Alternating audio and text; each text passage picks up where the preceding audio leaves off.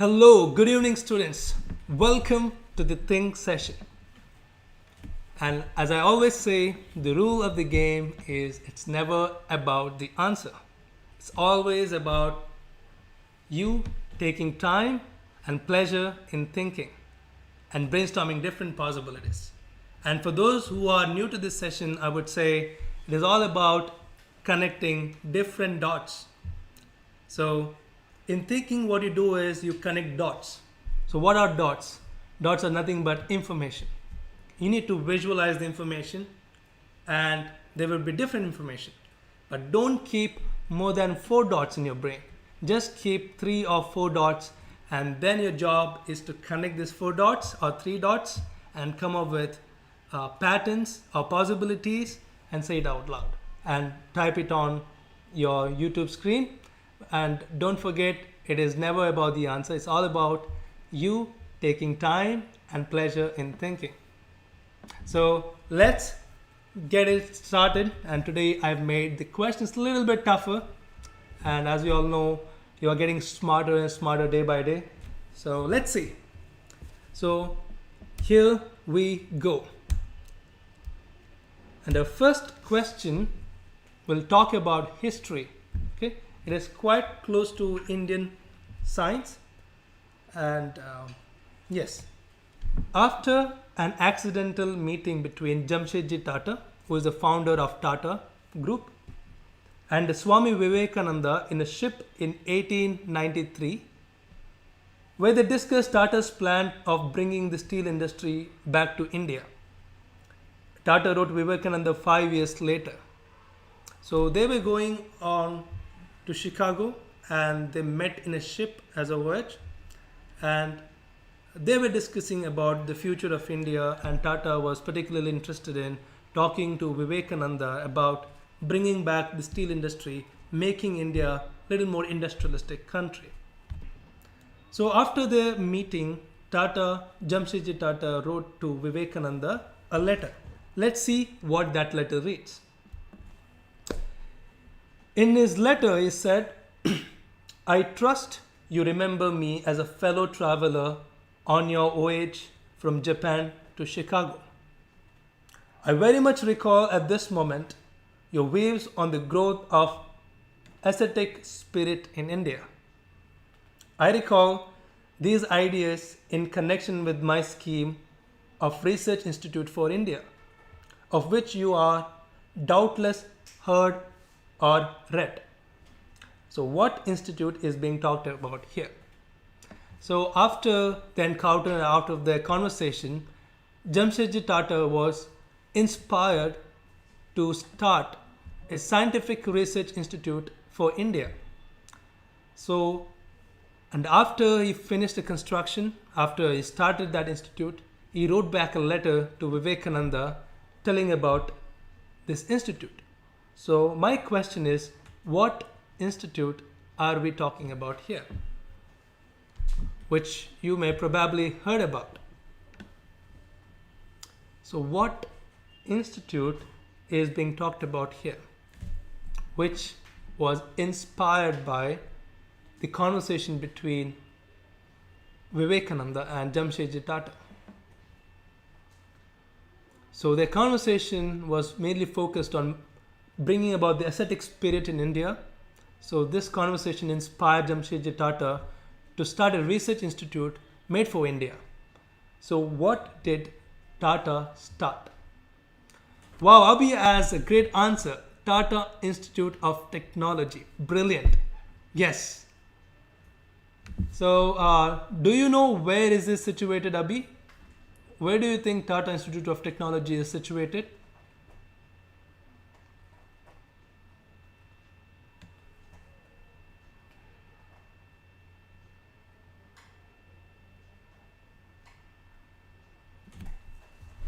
Yes, that's not the answer, but it's a really good guess. It's a really good thinking. Yes.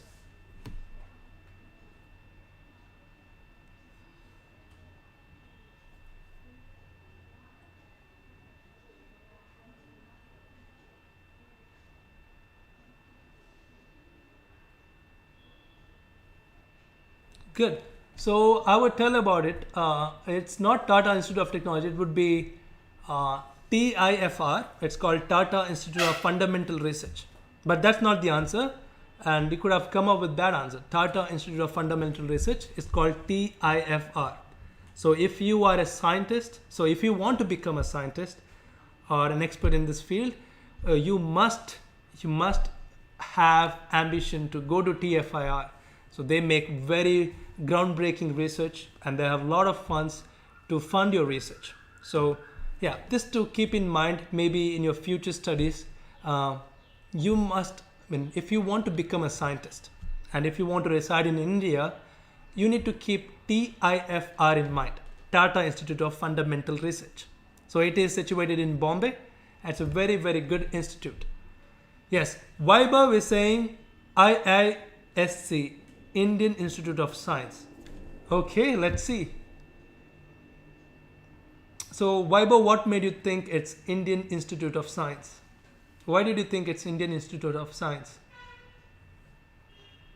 Or is anybody agreeing with Vaibhav's answer? Try is saying it may be IIT or IISC. Okay, good. So if it's an IIT, what IIT can it be? IIT Bombay, IIT Kanpur, IIT Kharagpur, IIT Delhi, IIT Madras. So what do you think? You have to choose one. Let's see.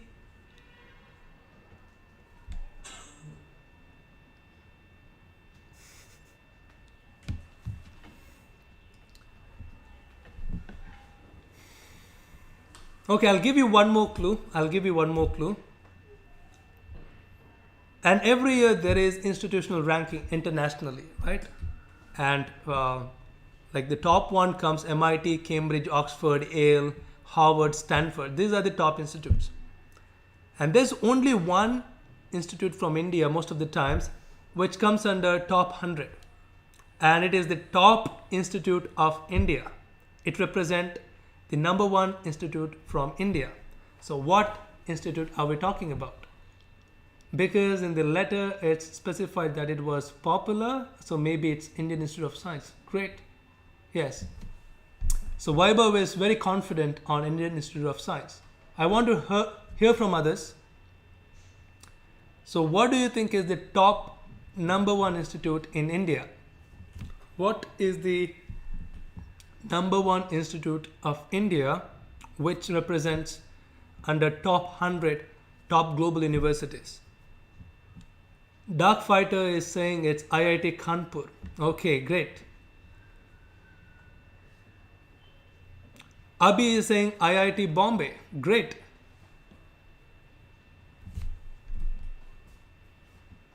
Yes, we'll wait for two more answers. Then let's get back to the answer.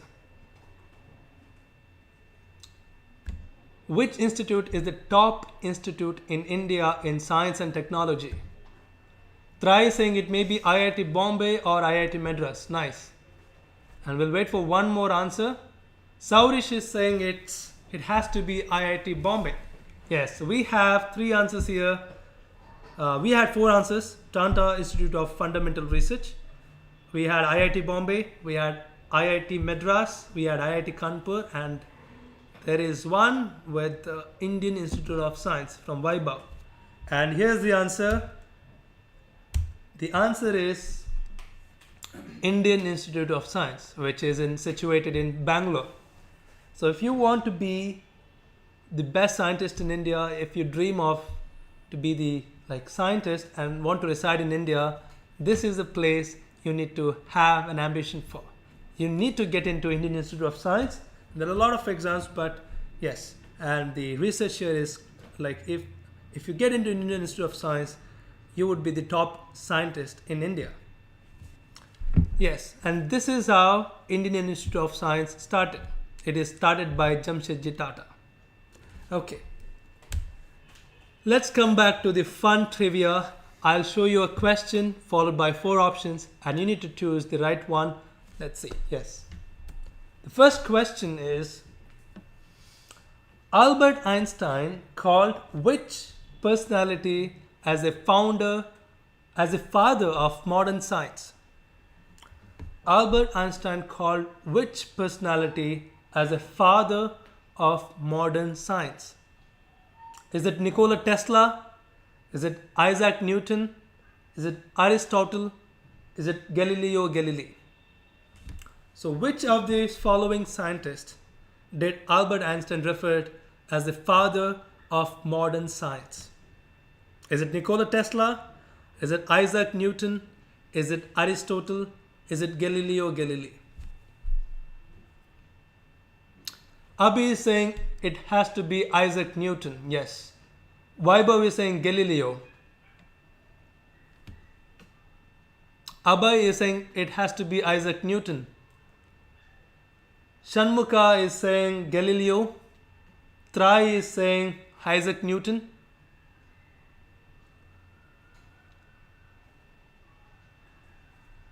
Surya is saying it's Isaac Newton. Yes. We have only two answers here. It has to be Isaac Newton and Galileo. And you guys are right. And you have chosen the right options. It may be Isaac Newton or it may be Galileo. Let's see who has got the right one. So we'll reveal the answer in 5, 4, 3, 2, 1. It is Galileo Galilei. Yes. So he is the one who started experimentally. He developed the instruments required for science and calculated mathematically. There was scientific reasoning, there was scientific temper in his thinking, and the process in which made reveal some of his discoveries was really scientific. So that's why Albert Einstein is called, the Galileo is called the father of modern science. And before that, Aristotle was called father of physics, is called father of biology, but his weave was great and he was way ahead in his time, that in before Christ, but he did not have scientific methodology in his thinking, and his experimenting all was philosophical. So he is not a founder of modern science, but we can call him as a founder of science. But yes, we'll move on to the second question, and it is with math. Okay, we'll call, and it's about math from India. And you can see in the picture, it is a quadrilateral. It's an area of cyclic quadrilateral with sides PQRS is given by area is equal to square root of S minus P, S minus Q into S minus R into S minus S, where a S is nothing but the total sum of all the sides divided by 2. So what do you mean by quadrilateral? Quadrilateral is nothing but a geometry where it has 4 vertices and 4 edges. It is the 2-dimensional geometry where it has 4 edges and 4 vertices and does not have any faces, just like a cube, because a cube is 3D. Quadrilateral is 2D surface. It's a 2D geometry, and it has 4 vertices and 4 edges, and a rectangle, a square, a trapezoid, all falls under quadrilateral. So one famous ancient Indian mathematician came up with the formula to calculate the cyclic quadrilateral. So we could see the formula, which is very complicated back then. And he is also the personality who is known for his insight into division by zero. Okay, he defined, elaborated further possibility of the concept shunya. So which famous ancient Indian mathematicians are we talking about? Abhi is saying it's Brahmagupta's formula. Wow. Shanmukh is saying it has to be Brahmagupta. Abhay is saying it's Brahmagupta. Vaibhav has a different answer. He's saying, is it Ramanujan? Brilliant. Shaurish is saying Brahmagupta. Okay, is there any more answers? We have just 2 Indian mathematicians here. One is Brahmagupta and one is Ramanujan. Okay, Vaibhav is saying it can be Aryabhatta too. Okay, great. I think the concept of Shunya made you think of Aryabhatta, I think. Okay, now we have only two possibilities. It may be Brahmagupta or it can be Aryabhatta. Yes. Is there any more answers? Trai is saying it's Aryabhatta. Yes. Which famous ancient Indian mathematicians are we talking about who came up with the formula for calculating cyclic quadrilateral? So Trai and Vaibhav, why are you thinking it's Aryabhatta? And rest of you, Abhi, Shanmukha, Abai, why do you think it's Brahmagupta? Where have you come across that you're confident on it's Brahmagupta? So have you come across this thing in your textbook or you read it somewhere?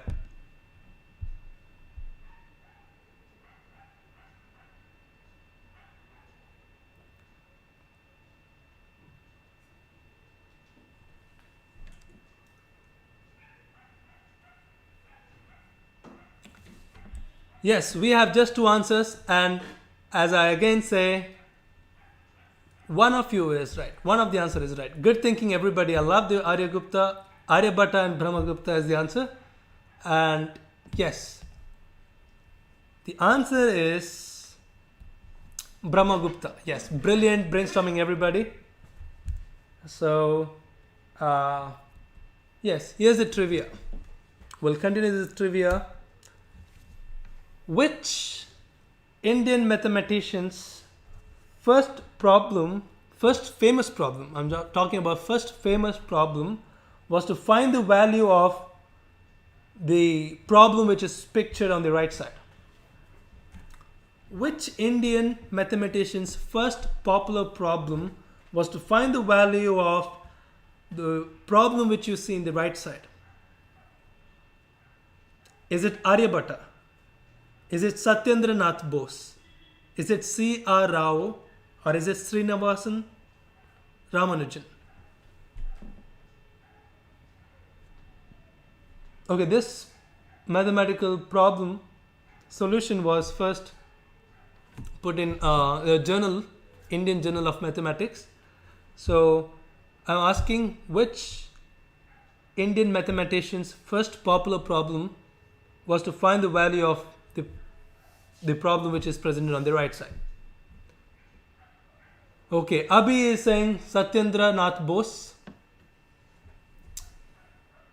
Nishant and Abhay are saying it's Srinivasa Ramanujan. Shanmukha is saying Srinivasa Ramanujan. Shaurish is also saying it's Srinivasa Ramanujan.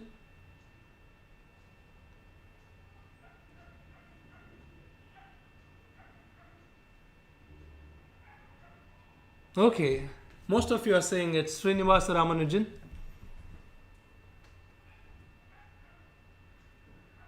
Yes, we'll reveal the answer in 5, 4, 3, 2, 1.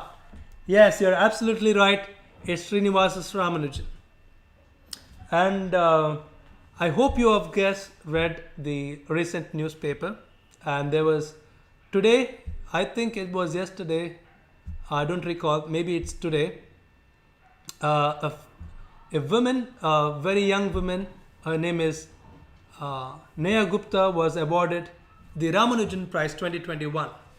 So Ramanujan Prize is nothing but just like a Fields Medal. Okay, Fields Medal is nothing but a Nobel Prize for mathematicians, you could say. So there's something called Ramanujan Prize. So it was awarded for youngsters from the developing countries. So Neha Gupta is the fourth Indian to be awarded the Ramanujan Prize, and she came up with a solution where she combined geometry, the complex geometry, with the algebra.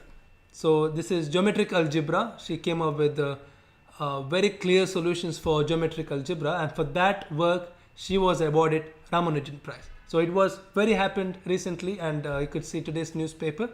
So as I saw Ramanujan, it just splashed my brain. Yes, we'll move on to the next question. Yes, we'll go back to China now. Chinese government have recently installed tens of thousands fuel burning chambers near Tibetan Plateau, which is just very north to India. So they just install lots of fuel burning chambers which emit smoke or something, other chemicals. And this would be the world's largest project of its kind, and its network spans 3 times the size of Spain. This is a huge, ambitious project from China, where they have installed lots of fuel burning chambers, and the total area of that project is 3 times more than of Spain. So you could see the picture, the chamber, fuel burning chamber, which is emitting smoke.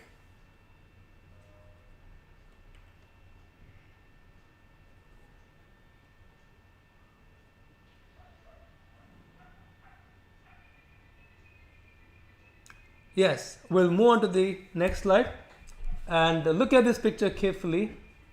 It's on the height place, and the people there, it's burning some wood, like burning, I mean, they're doing something related to combustion, and there is a chimney in the top.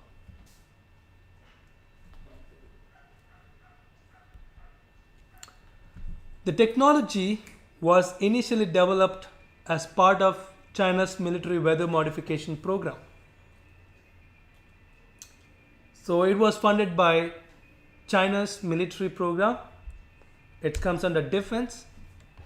So the system is being developed by China Aerospace Science and Technology Corporation. It's the governmental organization, just like we have ISRO and departmental defense. So a major science, space and defense contractor that is also leading other ambitious national projects like lunar exploration and construction of China's space station. The same agency which constructs, which overlooks the project of constructing separate space station for China and like lunar lander and Martian lander for China, is taking care of this project as well. So my question is, what do you think is the intention of this project? What do you think could be the intention of this project? So why are they installing this fuel burning chambers, and what could be the intention? So this is handled by China's Aerospace Science and Technology Corporation, which is the same organization that takes care of lunar exploration program, the astrophysics programs, or even setting up the separate space station for China. The same organization is also taking care of this program, which is spanning in Tibet. So the project is nothing but it's a part of largest China's engineering dream, and this project is setting up fuel burning chambers at the top of the Tibetan Plateau. So my question is, why are they installing these chambers, these fuel burning chambers, the top of Tibetan Plateau? Okay, it doesn't matter what's the answer, what's the right answer. You just think, what can it be? What can it be? And just type what do you think. Okay, let's see. Try is saying it is to change the cold weather. Nice. You think to make it more warm and more livable, so they can shift the Chinese population which are living in Shanghai or Beijing, which is dense with the populated areas, and they can get these people to Tibet where it could be much warmer, and they're making it warmer. Are you saying that? Brilliant thinking if you think that. Great. Abhi is saying since it is near India, maybe to weaken India. How? Why do you think how it can weaken India's defense? Brilliant thinking. I mean, it's a good strategy can be. So what do you think? Okay, what made you think? What underlying concept made you think about this as your answer? Try saying to change the cold weather of China. Okay, great. To make it more warmer, as you said. Purvit Narayan saying to create artificial weather. Could you elaborate, Purvit? Like, what are you talking about? Could you elaborate about this? Abhi is saying, or maybe energy for the border. I didn't get you, Abhi, on this. What did you mean by this? Maybe energy for the border.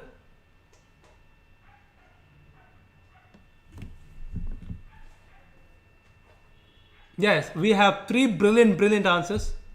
Amazing answers. Try saying it may be to warm up the weather in Tibet to get the population from populated area to Tibet. And Abhi is saying it may be close to India. Maybe it is to weaken the defense of India. Good thinking. I want to know what made you think that. It's a good thinking.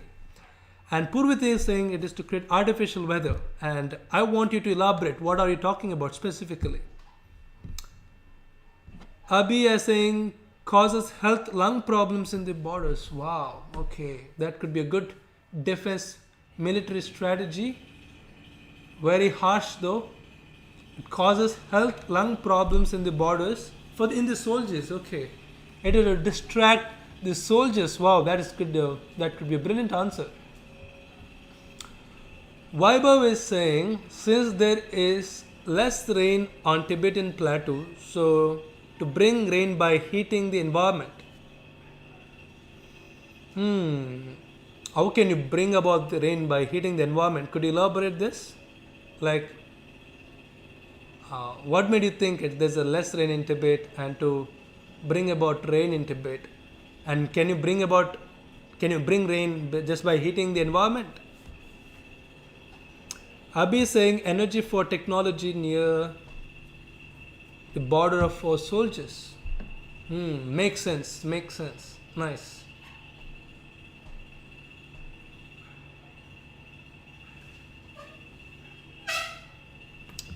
So Vaibhav, I want you to elaborate your answers, and even Purvit, what made you think about this answer, and could you elaborate, give me more specific on what you think?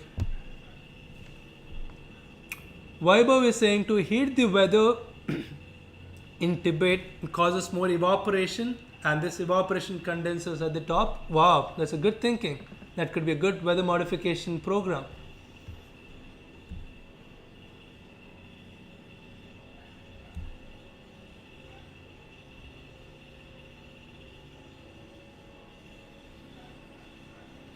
Yes, the answer is very good. We had very great brainstorming sessions. You guys came up with variety of answers. It's nice. The answer I was looking for is yes. Some of you said it right. It's never about the answer. It's a rain-making network. So yes, how does it make it rain? It's okay. What they're trying to do is, I'll tell you about the technology. What they're trying to do here is, it's called cloud seeding. Okay, they're seeding the clouds. It is not by trying to evaporate the ice or anything. What are they trying to do is, there's a concept in weather modification programs called cloud seeding. What it means is you're seeding the clouds. How? Okay, here's an interesting concept. So what they're trying to do is they're burning something, and this combustion releases silver dioxide or silver oxide, oxides of silver. Okay, these are the aerosol chemicals, and which is dispersed to the top. Okay, and what they do when they get to the top, when it's evaporated, so it attracts water molecules. Okay, it attracts the water vapors. It acts as a seed for the cloud. It acts as a seed for the cloud. That's why it's called cloud seeding.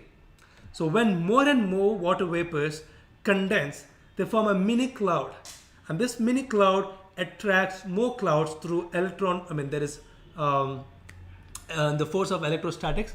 So they form a cloud, and it was artificially seeded by silver dioxide or oxides of silver. So they bring about rain. So this is China's a little experiment on weather modification program. And as I would say, China is leading this research on weather modification. And they're leading to such an extent, and we could say it has knowledge in weather modification like every country combined. They've spent so much resources, so much capital on this research. Like, it had recently made a scientific stunt.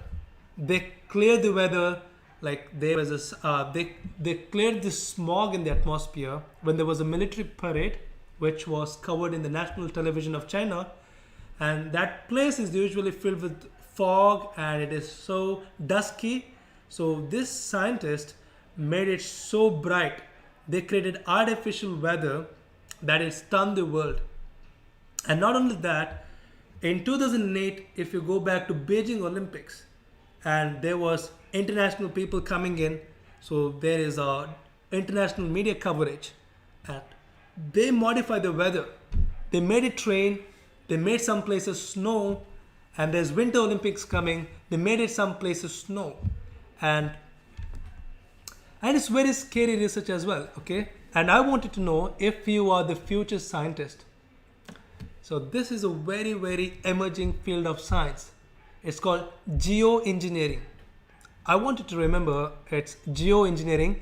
It can have a maximum impact on humanity. It is a very, very nascent field of science and it's quite emerging. It is quite getting more traction from scientific community around the world. And it's highly, highly, highly controversial science. So why is it gaining traction? So why do you think geoengineering is gaining traction? Please, what do you think? Why do you think the science, the field of science of geoengineering gaining traction? It is a very, very controversial field and it's a very new field in science. So it is being criticized also and it is also been praised by some scientists. That's why it is a very nascent field. So my question is, why do you think the science of geoengineering gaining traction in today's world?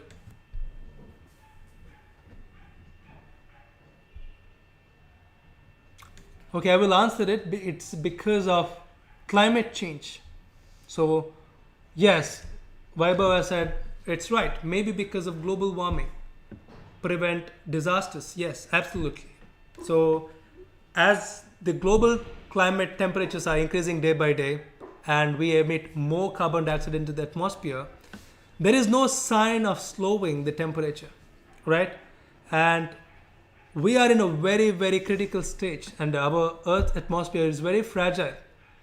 And if we cannot control the climate, if we cannot bring back the global temperature to normal, then this is could be our only backup. No, this could be our only humanity's backup. That is geoengineering science. And I think since you guys could be the future of science, I think you need to keep in mind and you can research more about geoengineering. So what it does is, this is a science which deals with modifying the weather by humans. It's artificially modification of weather. So one of the strategy to mitigate the climate change, to mitigate the rising temperature in Earth is to come up with strategies where we could reflect back the sun's rays, right? Sun's rays back to the space. And if we can make sure, if we do not allow sun's rays get back to Earth's atmosphere, then we can somewhat cool the Earth's atmosphere. And how do they do it?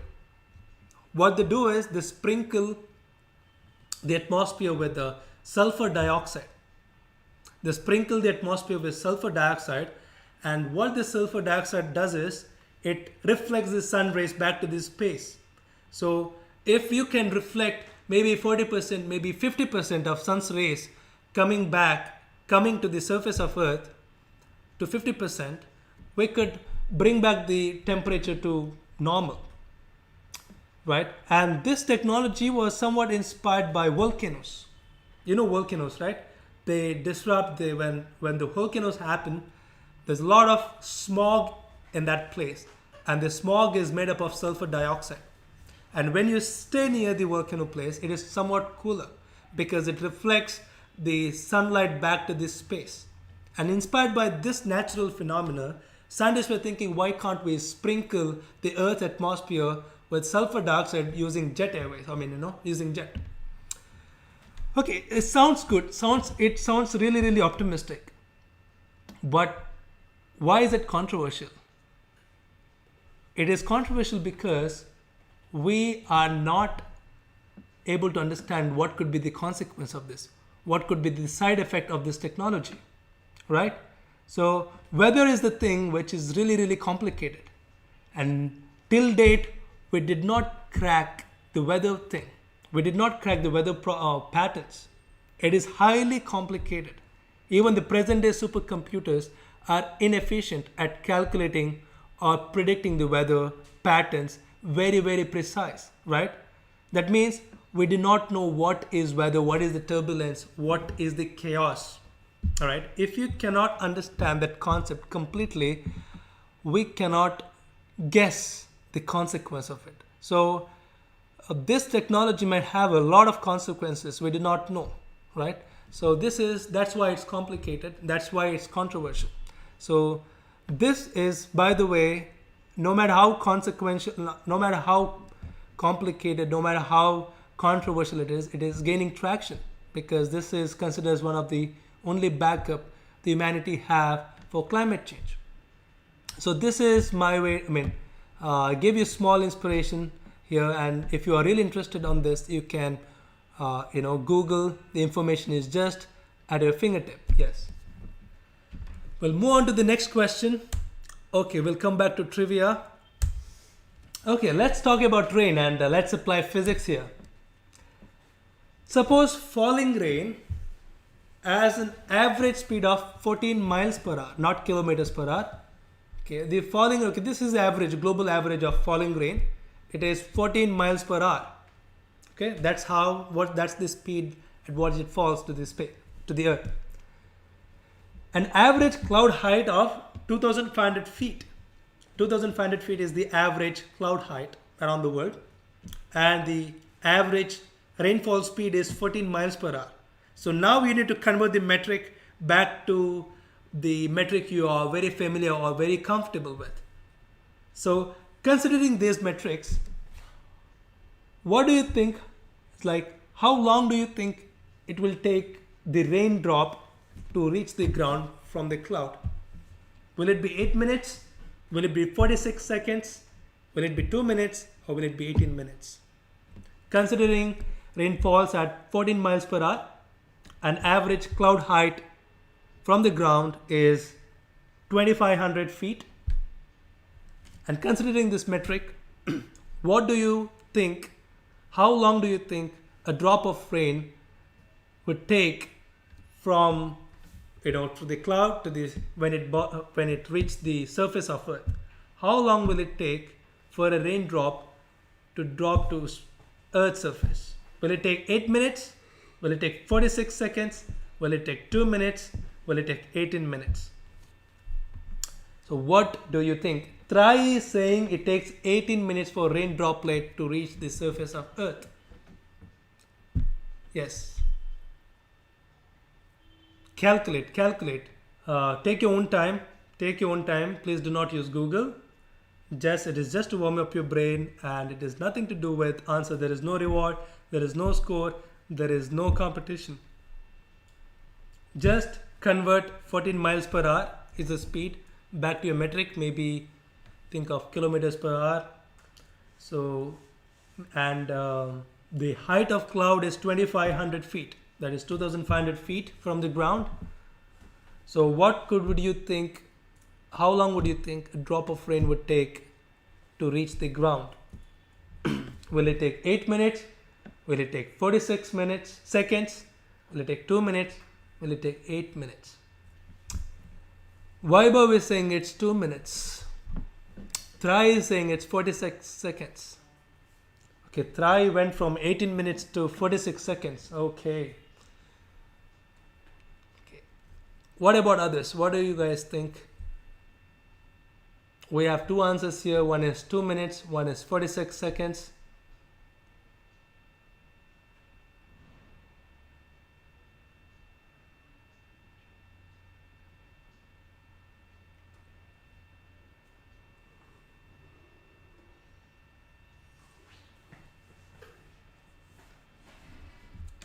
Yeah, others are still calculating. Good. I hope so. Yeah, Shanmuka is saying 2 minutes. Avani is saying it may be 18 minutes. Wow, we have three answers now. 2 minutes, 46 seconds and 18 minutes. What of you, rest of the guys? Saurish is saying it's 2 minutes.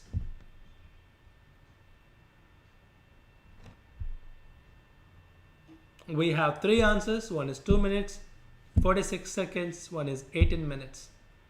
Abhi is saying it's 2 minutes.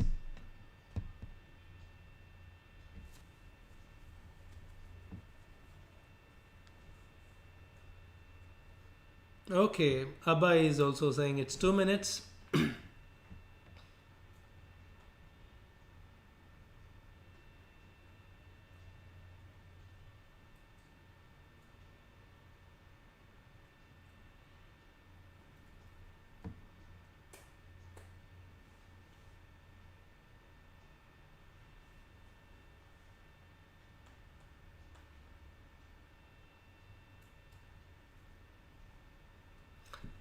Yes, we'll reveal the answer in 5, 4, 3, 2, 1. The answer is yes, it's 2 minutes. Good job, everybody. Next question is quite interesting. It's about a device. Just like your phone, we'll talk about a device which is designed by Panasonic. The Panasonic is a Japanese company. They had developed a wearable, which is something wearable. Okay? For the corporate world, the people who work. It's called Wear Space, which you see in the picture. And it is designed to keep people distraction free when working in busy spaces by blocking them off from the immediate surroundings. So you people can relate, right? So when you're working on assignment or you're working on writing, your mind is easily distracted, right? You would see your surrounding and you would not get the job done. Even if you get the job done, it would be pretty late. So they understood this as a problem.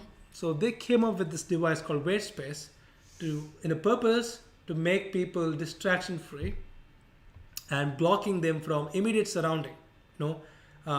Just blocking the eyeballs to see the immediate surrounding so they can focus on their work and get the work done more faster. So Panasonic hopes that using the partition to cut the user's horizontal field of vision by 60%, they're only saying the 40%, okay? It will encourage them to concentrate on the work in front of them, as I said, to get the work done faster.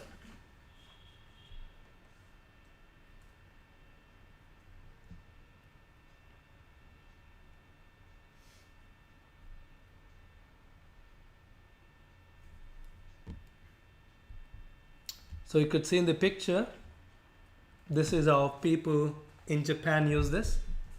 So Japan is more like a very work-centric country. People work a lot and they care very much about their work and they're very serious about their work.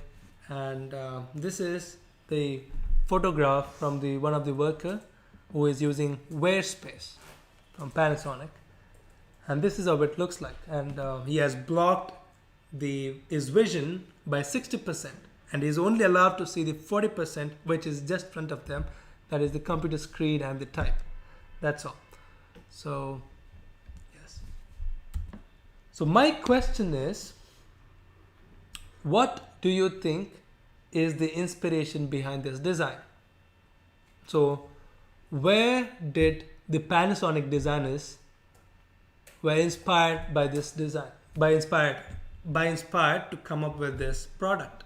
So they saw something somewhere and they thought, why not we do it for like the workspace, do it for people who work. And they were inspired by something and they just translated that design into this design.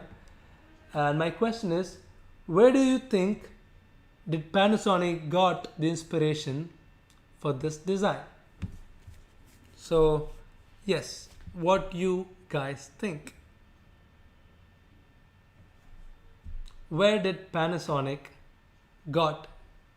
Where do you think Panasonic get the inspiration for this design of wear space?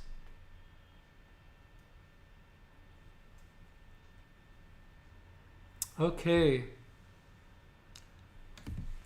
Abhi is saying horses use blinders. Okay, you're saying that there's something from horses.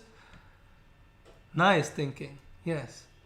Try is saying the flap used on horses. Wow, brilliant. Both of the thinking the same thing, which is to prevent them from seeing the surroundings. Yes. I'm expecting, is there any different answer from horses? Anybody is thinking something different than this answer? Yeah, I love this.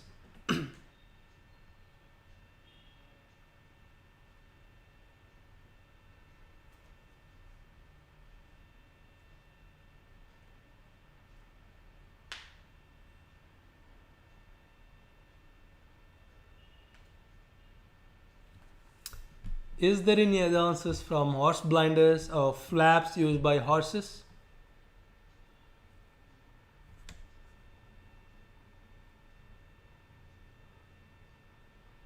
Wow, Abai has a very good answer. I loved Abai's answer too. Virtual space games. Wow, you mean the virtual reality? Yes, that absolutely blocks people from the immediate reality, the absolute reality. It's a really good possibility. There's a really good thinking about. Abhay is saying it's virtual space games. Shanmukha is saying, is it virtual reality? Brilliant. Yes. Really good thinking. That could be a really good possibility.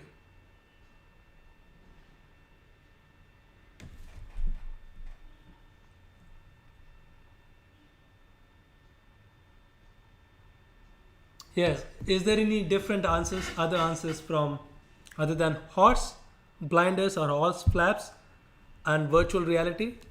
And both answers are really good. So anybody thinks different from these two answers?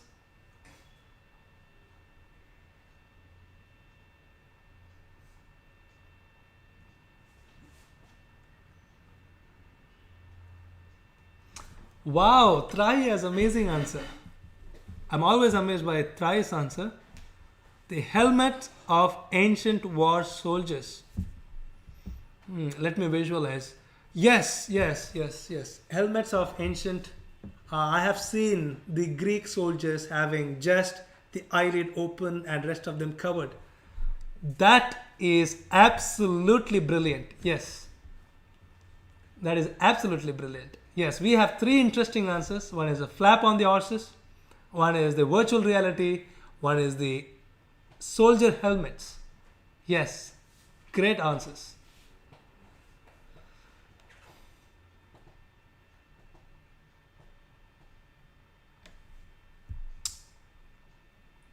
Yes, we will reveal the answers. I loved every answers, all three answers. Really nice. Let's see what's the answer. The answer is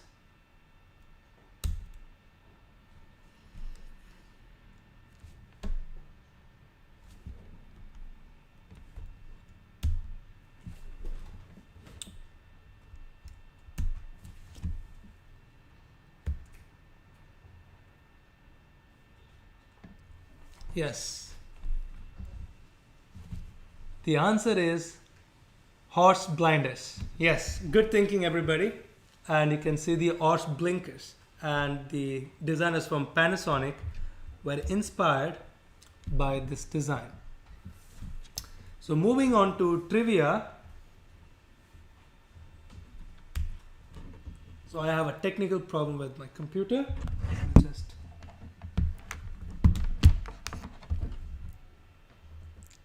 sorry for this. Yes. So let's come to trivia. So which industry sector in India pays the highest income tax?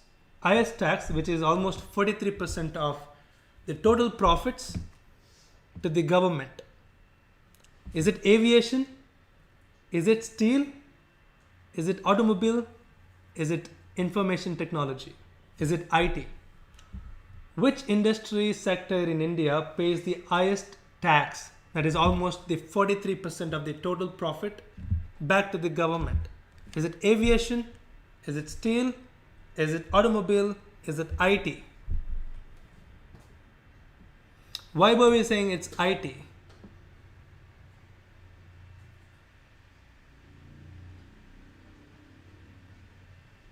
Purvita is saying it's IT.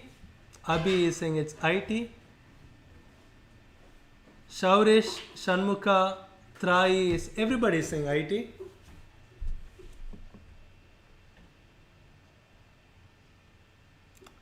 Even Avani, okay, nobody has said aviation, steel, automobile. Okay, is anybody has any different answers?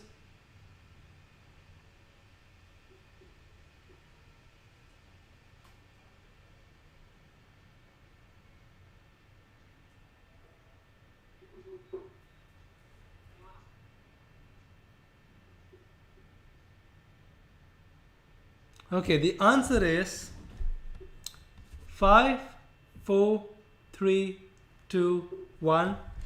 It's steel. Steel industry, steel sector in India pays the highest tax to the government. And that is almost 43% of the total profits. Yes. So let's get to the chemistry question. Next question. A water molecule has a Mickey Mouse V-shaped.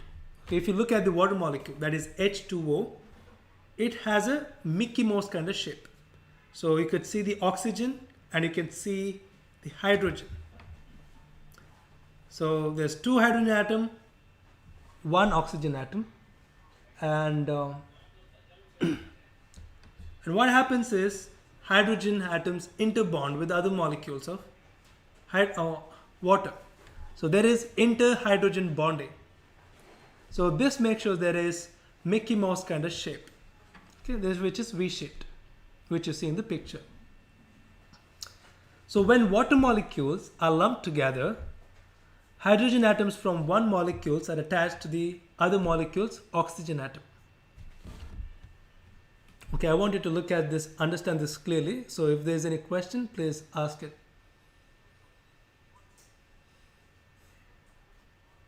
Yes.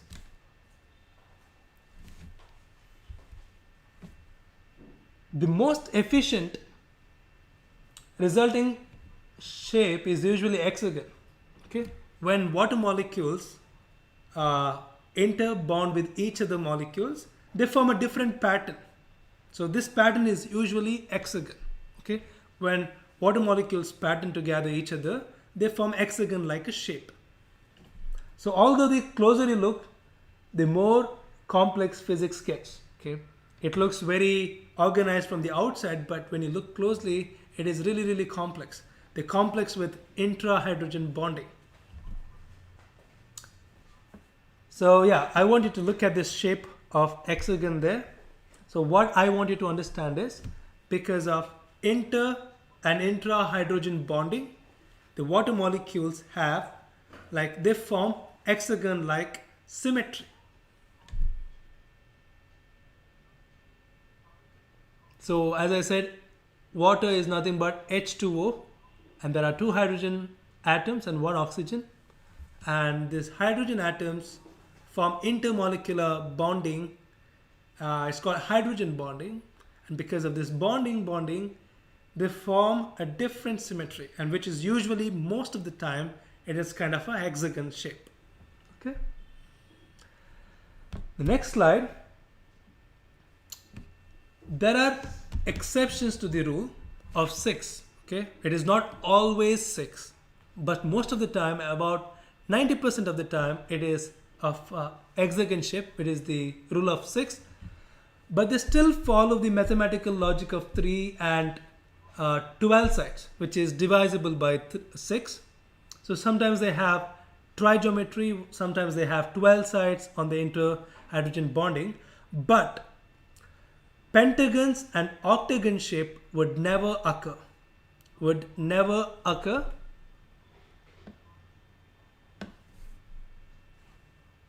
Pentagon is nothing but 5 shaped and octagon is nothing but 8 sized. So usually most of the time there is 6 sides, and they sometimes they follow the logic of 6, which could be 3-sided or 12-sided, but they would never have a geometry of pentagon or octagon, which is quite complex question. I've made it really purposefully. So my question is, what are we talking about? So where do you see this geometry evident? So where do you see this geometry evident? Where do you think this is really evident? This geometry is being really evident to you. It's a really complex question. So where do you see usually the geometry which we talked about, that is nothing but the water bonding has hexagon shape, or sometimes a sides of 3 or sometimes 12, very rarely, but they would never ever have the pentagon shape or the octagon shape. The most of the time, about 95 we could say, they have the shape of hexagon, which is 6 shape, and pentagon and octagon would never happen. So my question is, where do you think this geometry is really evident, and where have you seen it, or where might have you heard about it? Yes, Abhi is saying, wow, Abhi has a really good answers. Anonymous expansion of water. Wow. Why did you think of this, Abhi? Like, what made you think about this thing? Really good, very brilliant answer. So my question is, where have you seen this really evident? Like, where is really physically evident?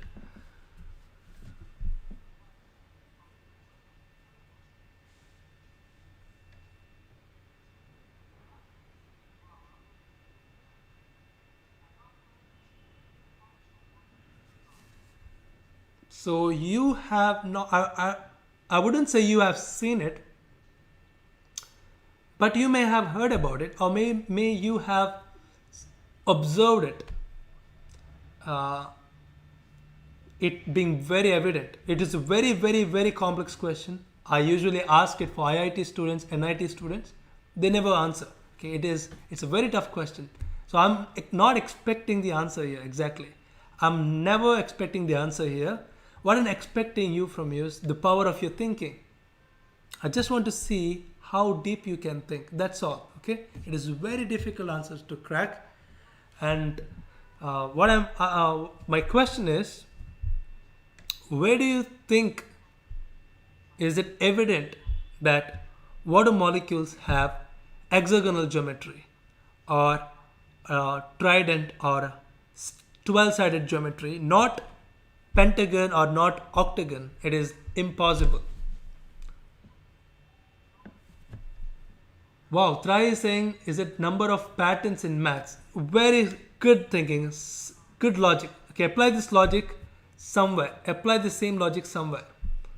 Apply this logic in water. We are talking something related to water.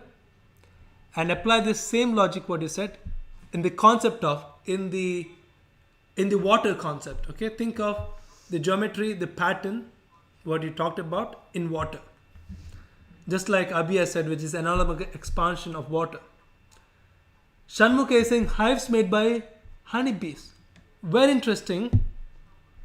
So there is no concept of water here. So I wanted to come back to water and say, okay, looking at something in water makes you evident, okay, this is the intermolecular geometry.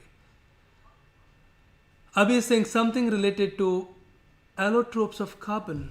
Okay, there is no carbon in water. Water just has hydrogen and oxygen. Good thinking, yes, brilliant.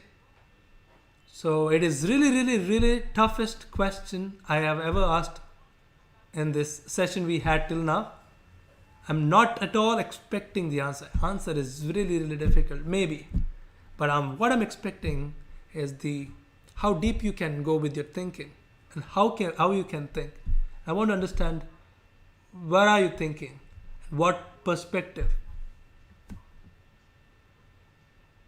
So my question is, where have you seen or where have you heard, where have you may have noticed this geometry of water, which is quite evident? Molecule has 3 atoms, so it is divisible by 6. Wow, absolutely brilliant. Yes. My question is, where have you observed it? You just said math formula, but I want to see, like, where have you observed this?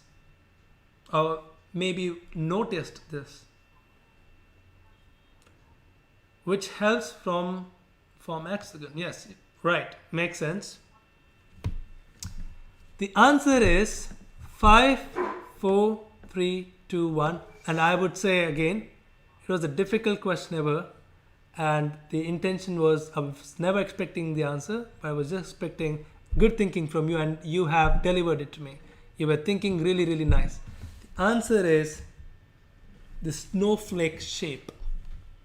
Yes, if you look at the snowflake shape, and snowflakes are different, and every snowflake is just like your fingerprint. Every snowflake is different. And even if they're different, they have one thing in common: the number of sides. And the number of slides is 6 most of the time. And if you count the shape of the, if you count the number of sides, number of arms of the snowflakes, it is 6. And see about other snowflake shape, which is in the left side, and the common answer is 6. And sometimes there is 0.01% probability that you would find a 12-sided snowflake, or sometimes 3-sided snowflake. But you would never find 5 pentagons, like, the snowflakes having 5 sides or 5 arms. You would never find snowflake having 8 arms. And this is like, you can trace back this geometry, you can trace back this dimension, math, back to hydrogen bonding of water molecules. Okay, this was the toughest question ever, but you have delivered brilliant answers. I really loved it. And we have crossed the time session. And yes, it was a fantastic session of today. And we'll finish this session with a small trivia. Yes. This trivia is, what is the study of inland waters is called? Is it hydrology? Is it limnology? Is it moisturology? Is it fluid dynamics? This is the last question of today. And is it hydrology, limnology, moisturology, or fluid dynamics? What is the study of lakes called, or inland waters called? Hydrology, limnology, moisturology, or is it fluid dynamics? And we will wind this session with this is the last question. So what do you think is the study of lakes called? Is it hydrology? Is it limnology? Is it moisturology? Or is it fluid dynamics? Vaibhava is saying, is it limnology?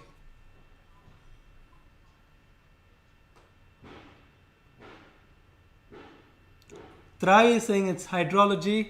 Saurish Nair is saying limnology.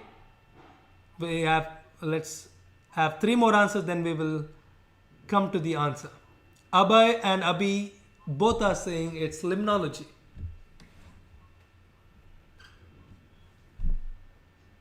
Yes. Shanmukh is saying, is it limnology? Yes.